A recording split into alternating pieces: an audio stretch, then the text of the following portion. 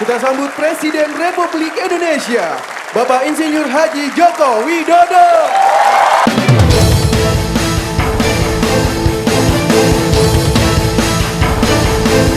Sejak 2015, kita memiliki yang namanya dana desa sebesar 187 triliun.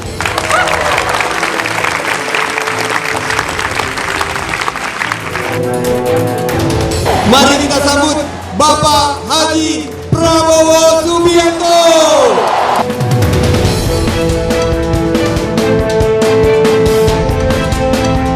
Kami akan pastikan setiap desa di Indonesia menerima dana desa 1 miliar per desa per tahun.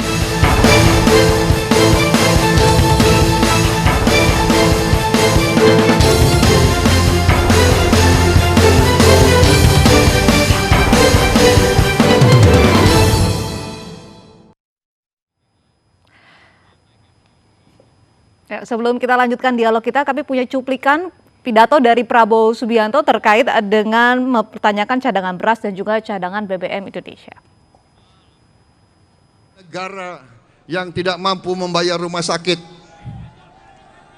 tidak mampu menjamin makan untuk rakyatnya, tidak membela petani, nelayan, dan pekerjanya, yang tentaranya tidak kuat, bisa bertahan 1000 tahun. Jangan-jangan 10 tahun saja sudah setengah mati kita. Apakah negara yang cadangan bahan bakarnya hanya bisa bertahan 20 hari? Cadangan berasnya juga hanya bisa bertahan 3 minggu. Saudara-saudara, apakah ini negara yang kuat? Apa ini negara yang bisa langgeng? Ya Pak Priyo, tadi Pak Lukman sempat mempertanyakan datanya dari mana cadangan beras hanya bertahan 3 minggu, cadangan BBM 20 hari. Ini kan sudah data-data umum ya, bahwa kita ini sebenarnya sebagai sebuah bangsa, kami pun saat itu saya ketika masih di pimpinan DPR dulu ya, merasa worry terhadap lumbung-lumbung beras kita, stok-stok kita secara nasional kalau ada apa-apa darurat. Dan ini sebenarnya kan debatable. Nah, beliau hanya mengupas termasuk masalah energi. Sedangkan kita mengenai bensin ini yang dikoordinasi oleh Pertamina juga kalau nggak hati-hati bisa bahaya. Kalau nanti suatu hari terjadi apa-apa, terjadi kegoncangan nasional karena ada gempa bumi yang hebat gitu dan seterusnya, itu kita juga tidak bisa nyukupin. Ke depan itu mungkin harus ada pikiran-pikiran melangkah ke depan agar para menteri-menteri yang membidangin masalah-masalah ini, termasuk BUMN besar ini, juga menyiapkan cadangan-cadangan yang cukup bagi sebuah bangsa besar seperti kita. Sebenarnya diksi dan keinginan Pak Prabowo itu untuk mengingatkan itu, bukan menyalahkan Pak Jokowi, bukan. Bahwa pemerintahan secara umum harus ke depan tuh harus dipastikan negara sebesar Indonesia ini stok dan lumbung beras kita itu yang cukup, misalnya, yang pangan kita cukup, energi cukup. Bahkan hanya itu saja, kita tidak boleh sebagai negara yang kuat, yang kaya raya, mestinya kita harus mempunyai alternatif energi ke depan, tidak hanya bertumpu pada minyak yang kemudian kita sedot. Itu ya. Sebenarnya saya lebih tertarik menanggapin yang kedua tadi, apa tadi? Apa coba? Yang jangan-jangan bertahan 10 tahun saja kita sudah setengah mati? Gimana? Atau jangan-jangan bertahan 10 tahun? Angkatan perang ya? Jadi yang angkatan perang yang dimaksud oleh Pak Prabowo tadi. Cadangan peluru Indonesia tidak akan cukup 1 minggu betul. Jika ada perang. Gitu. Jadi begini, sebenarnya rasa gusar kita bersama saat itu. Saya kebetulan 5 tahun memimpin DPR, urusan Korpolkam diantaranya adalah alat perang kita itu mendapatkan persetujuan kita. Kita memang mengkhawatirkan bahwa militer kita kedepannya itu harus mendapatkan persenjataan yang cukup untuk modernisasi. Bahwa ke depan ancaman perang antar negara dan sistem darat yang berjuta-juta pasukan itu mungkin bisa dihindari. Karena sekarang kan zaman serba cyber mungkin ya. Tetapi untuk sebuah armada yang menjaga keutuhan negara sebesar Indonesia ini, ke depan Pak Prabowo punya gagasan, ialah ya sedikitnya juga angkatan perang kita dimodernisir dengan anggaran-anggaran cukup. Yang selama ini kan seperti dikalahkan itu. Anggaran-anggaran kita banyak disedot untuk kepentingan yang bagus juga, kepentingan-kepentingan yang bersifat mungkin membangun infrastruktur itu bagus juga. Tapi kepentingan-kepentingan untuk membangun ke dignity kita, martabat kita sebagai sebuah kekuatan angkatan perang yang cukup kuat yang disegani, itu juga perlu, sebenarnya itu aja yang diinginkan. Kalau dari pernyataan kontroversi jangan-jangan bertahan 10 tahun saja kita sudah setengah mati, ini menimbulkan jadi khawatir loh masyarakat. Jadi begini, Ini jangan dikoma di situ, karena ini kan redaksi panjang ketika Pak Prabowo menginginkan kenapa saya bermimpi negara ini menjadi negara kuat. Iyalah, nah gitu.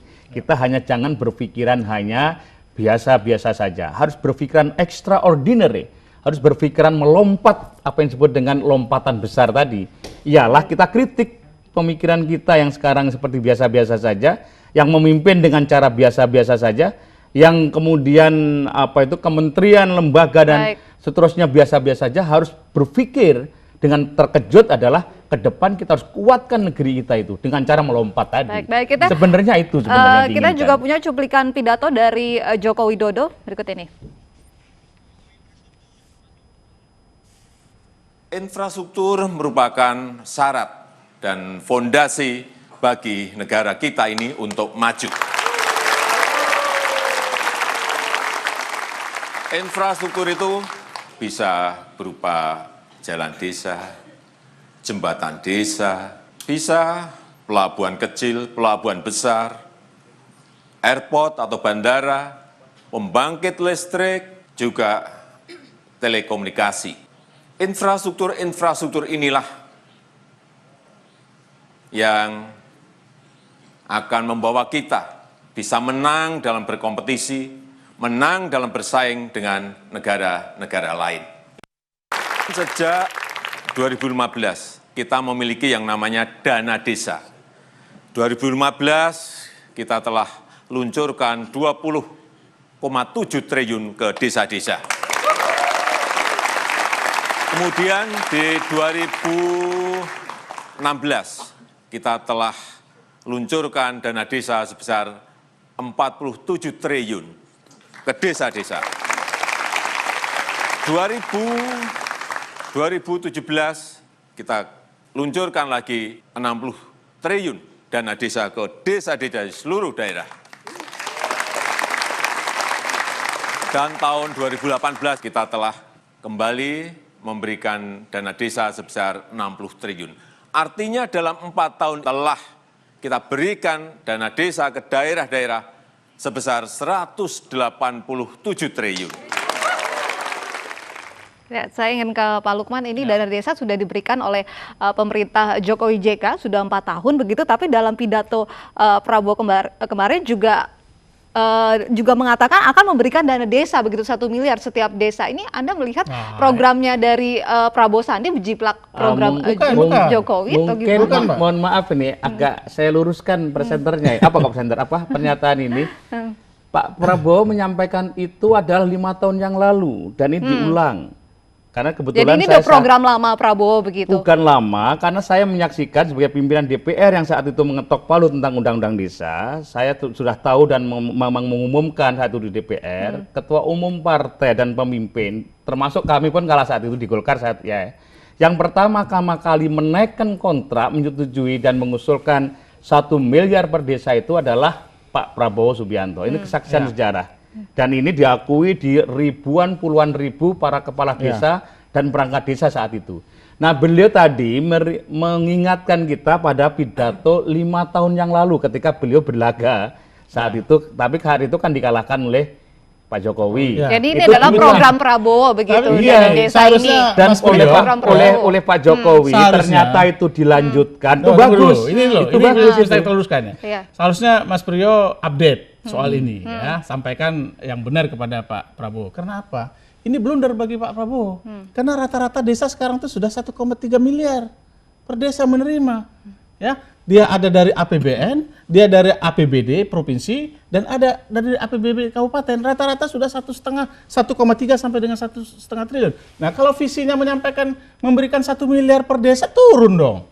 Ya, nah sementara ini saya mengikuti betul juga bagaimana komitmen Pak Jokowi ini. Dulu itu nggak lebih dari 9 triliun dana desa itu. Itu yang dibagi hanya beberapa desa saja yang dapat. Itu betul. Nah, begitu ada komitmen setelah kampanye dan dalam debat juga Pak Jokowi menyampaikan akan komit terhadap dana desa, terhadap undang-undang desa, maka secara signifikan langsung 20 triliun beliau anggarkan dan berkomitmen terus melakukan peningkatan sampai kemudian ya kepentingan dana desa itu untuk mengatasi soal kesenjangan ekonomi, ya kesenjangan pendapatan antara kota dan desa benar-benar bisa dijawab oleh dana desa dan itu terbukti sekarang. Ya bagaimana Gini rasio yang semenjak Indonesia merdeka itu tidak pernah terjadi penurunan yang signifikan.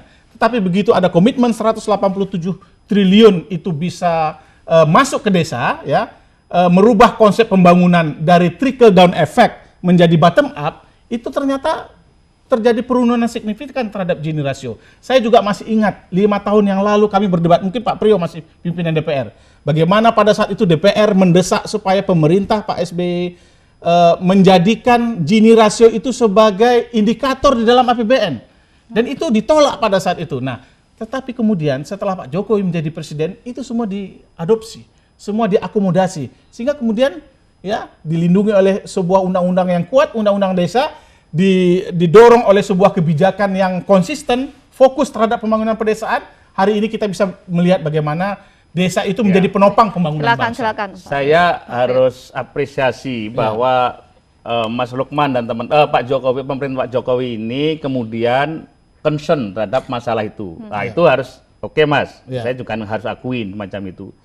Tapi kan tadi saya ingin menceritakan bahwa asal muasal duduk perkara pemimpin pertama yang berani teken itu Pak Prabowo. Kalau itu jangan didebat karena memang fakta. Bahwa kemudian karena presiden yang terpilih saat itu 5 tahun yang lalu Pak Jokowi, dan Pak Jokowi ternyata menjalankan misi ini oke. Itu bagus sampai tadi angka-angkanya. Kan Prabowo sebagai ketua umum partai saat itu. Loh, partai kan tidak ikut menaikkan sebuah dokumen. Oh bukan, berani menaikkan di depan puluhan ribu demonstran yang semua pemimpin lain nggak berani saat itu. Saya kemarin itu menyaksikan agak kaget. Tapi ini kan fakta sejarah. Kalau ini justru saya fakta sejarah, Mas. Kalau soal undang-undang desa, saya justru angkat topi dan angkat tangan buat Pak SBY. Karena di zaman Pak SBY lah undang-undang ini lahir. Lah iya, ya, betul. Atas political will yang kuat bagi Pak SBY untuk merubah cara pembangunan. Betul. Ya, oke, saya teruskan ya. Dari trickle down effect menjadi. Baik, silakan. Jadi ini zaman Pak SBY luar biasa undang-undang desa itu menjadi. Tapi itu yang ketok palu bukan saya, Mas, pimpinan DPR-nya yang ini ya. Dan kalau Pak Prabowo nggak ada hubungannya dengan kebijakan itu di depan masa, dan saya menyaksikan bersama Pak Sudir Santoso. Jadi Pak Prabowo itu adalah inisiator dari dana desa begitu maksudnya? Oh bukan. Oh enggak. Pimpinan partai dan calon presiden yang berani menaikkan kontrak politik pertama kali tertulis. Ini fakta. Saya itu kesaksian sejarah ya. Itu saya ingin pada saat ulangi. Pak Prabowo kampanye menjelang pemilihan Pilpres tahun 2014. Betul sekali, gitu. betul sekali. Ya. Calon Pak Jokowi juga melakukannya. Oh, setelah itu kemudian. Ya, Pak Jokowi melakukan dan mengimplementasikannya selama 4 tahun. Oke, yang jadi soal sekarang adalah bukan implementasi tentang angka-angka. Ya. Salah satu janji Pak Jokowi yang kemarin ditagih oleh ribuan para perangkat desa itu ialah Pak Jokowi menjanjikan mereka jadikan PNS. Saat itu saya sebagai agak worry terhadap janji itu karena itu bakalan susah sekali karena undang-undangnya belum ada. Tapi itu yang kemarin mereka ngeruduk ke Jakarta sebenarnya menginginkan realisasi janji itu Mas Lukman. Lewat Anda sampaikan karena janji kan hutang. Ini kan sudah menit-menit masa-masa terakhir pemerintahan beliau. Apakah hendaknya janji yang disampaikan dalam bentuk tertulis dan pidato dari beliau itu bisa direalisasikan? Karena kemarin beberapa pimpinan demonstran yang ke Jakarta berduyun-duyun akhirnya Pak Jokowi pidato itu, salah satu yang mereka grundel dan mereka mengeluh adalah janji mereka ingin di PNS-kan, yaitu para perangkat-perangkat desa itu dan seterusnya. Nah ini kalau ini nggak memungkinkan bagaimana? Ini kan kalau seorang calon presiden pada saat itu dan sudah jadi presiden kan harus ditunaikan. Tetapi saya memang harus angkat topi terhadap tadi naiknya angka-angka tadi. Dan angka-angka tadi kalau Pak Prabowo diberi kepercayaan menurut rakyat untuk ini akan dilakukan karena memang sejak semula kami termasuk para pendukung di sini concern terhadap pembangunan dari desa. Baik, saya ingin ke Pak Indria, apakah pidato dari masing-masing capres ini mampu begitu merebut hati swing voters? Iya, saya kira kalau ada sebuah surat kabar yang mengatakan sekitar 30% ya, akan terpengaruh oleh itu. Tetapi masalahnya juga kita lihat ini belum mulai. Jadi kalau nanti survei diadakan setelah debat, itu akan kelihatan antara tesis dengan kenyataannya itu. Tapi saya kira memilih Indonesia ini juga mulai makin rasional, tidak emosional. Apalagi kalau seandainya televisi itu ditonton, ya bukan sinetron saja, tapi tontonan-tontonan politik ini. Dan kita berharap bahwa semuanya itu berlangsung secara jujur dan adil, ya, sehingga ada semacam pendidikan politik yang diterima publik tentang kampanye itu. Debat-debat itu penting.